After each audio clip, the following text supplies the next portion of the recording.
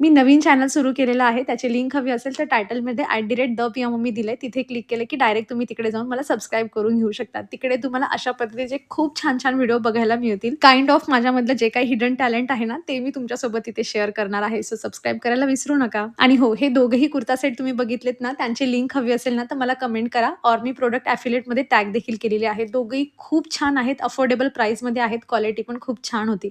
आज सकाळच्या ब्रेकफास्टमध्ये ना, बऱ्याच दिवसानंतर मूग डाळ चिला और आमच्याकडे याला धिंडरं म्हणतात, ते बनवलेलं होतं. एखादी रेसिपी खूप दिवसानंतर ट्राय केली ना, त्याचा स्वादच काहीतरी वेगळा असतो. मस्त पियाच्या 2 पोळ्या घालून तिला स्कूलला पाठवलं, चहा घेतली आणि आजच्या दुपारच्या जेवणामध्ये मी पनीरची भाजी बनवते. हो, हे तेच पनीर आहे जे मी कालच्या दिवशी तुमच्यासोबत शेअर केलं होतं, जे मी घरीच बनवलेलं होतं. आणि इतकी अप्रतिम भाजी झाली होती ना, म्हणजे मार्केटच्या पनीरपेक्षा कितीतरी पटीने चांगली. आणि पियाला लच्छा पराठा खायचा होता म्हणून तिच्यासाठी मस्त असा लच्छा पराठा पण बनवला. घरी पनीर मी कसं बनवलं हे पाहायचं असेल तर तुम्हाला कालचा व्हिडिओ बघावा लागेल. आणि इथे पियाचा हा डान्स ना अॅन्युअल फंक्शनची प्रॅक्टिस चाललेली होती. मस्त अशी तयारी केली आणि आम्ही आता डीमार्टमध्ये आलेलो आहोत. थोडी ग्रोसरीची शॉपिंग करायची होती. घरातून निघण्यापासून तर हे स्टेशनरी तिच्या हातामध्ये देण्यापर्यंत तो जो प्रवास असतो ना, हे प्रत्येक आई समजू शकते की डीमार्टमध्ये गेल्यावर मुलं सोबत असले की काय हाल होतात. तसं चला, असं आमची शॉपिंग झालेली आहे. आपण भेटूयात नेक्स्ट व्हिडिओमध्ये. बाय.